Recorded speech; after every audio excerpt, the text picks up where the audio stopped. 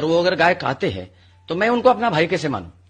जो गौ माता को खाएगा, जो हमारी बहन बेटी के साथ इश्क लड़ा करके लव करेंगे और उसके बाद जिहाद करके उसकी हत्या करेगा, ऐसे लोगों को मेरे देश में मैं रखना ही नहीं चाहता।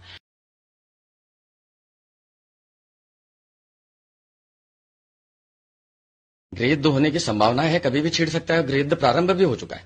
तुम्हारे उदयपुर में एक हत्या हो गई, कानपुर में जहां से आप आए वहां पर भी पथराव हुआ रामनवमी पर। हमारे लोग अहिंसा का पालन कर रहे हैं, भगवान का जुलूस निकाल रहे हैं, और वहां पर अगर पथराव कर रहे हैं तो कब तक पत्थर खाओगे तुम? अगर तुम पत्थर खाते रहोगे तो मारे जाओगे। हम पत्थर का जवाब देंगे पत्थर से, तो हम सुरक्षित रहेंगे। अगर तुम कट्टरवादी विचारधारा वाले हो तो मैं भी कट्टरवादी विचारधारा वाला व्यक्ति हूं मेरे देश के प्रति। अगर हम गाय को अपनी माता मानते हैं और वो अगर गाय खाते हैं तो मैं उनको अपना भाई कैसे मानूं? जो गौ माता को खाएगा, जो हमारी बहन बेटी के साथ इश्क लड़ा करके लव करेंगे और उसके बाद जिहाद करके उसकी हत्या करेगा, ऐसे लोगों को मेरे देश में मैं रखना ही नहीं चाहता। अगर मेरे पास ऐसी कोई सुप्रीम पावर हो तो मैं तो 24 घंटे में निकाल। वो कन्हैया कुमार एक निर्बल था, उसकी गला काट दिया। जरा हम जैसे शेरों से निपट करके दिखाओ, मैं उसी जगह मार डालूंगा अगर कोई व्यक्ति मेरे को मारने की इच्छा से रहे। मैं सन्यासी हूं, मैं अहिंसा परमो धर्म मेरा विषय है। वो मैं चींटी से भी डरता हूं।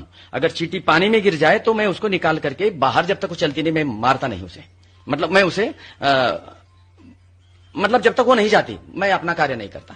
लेकिन अगर कोई जिहादी मेरे सामने आएगा तो मैं उसकी लाश बिछा दूं, क्षण नहीं लगाऊंगा। क्योंकि धर्म की रक्षा करने के लिए तो शस्त्र उठाने पड़ेंगे। सन्यासी हो तो क्या हुआ? उत्तर प्रदेश को उत्तम प्रदेश बना दिया। जंगल राज जहां चलता था, योगी जी ने उत्तर देने लायक बनाया उत्तर प्रदेश को। नहीं तो वो प्रश्न प्रदेश था, आज उसको उत्तर प्रदेश वाकई में बनाया। साधु अगर चुनाव लड़ेगा, लेकिन साधु भी वही होना चाहिए जो देश से प्रेम करता है। साधु तो बहुत सारे हैं, अली मौला करने वाले भी साधु हैं मेरे देश में।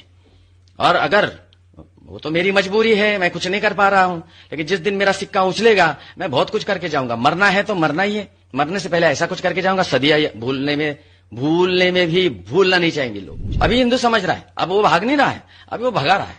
इसीलिए तो इन लोगों को बड़ी पीड़ा हो रही है ना।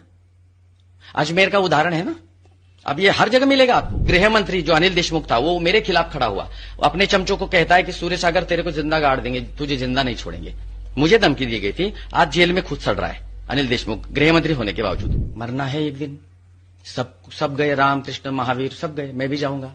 लेकिन 4 दिन शेरों की जिंदगी जीना है ना। भले ही 20 साल कुत्ते की जीवन जीने से बेहतर हो 2 दिन में शेरों का जीवन जीना।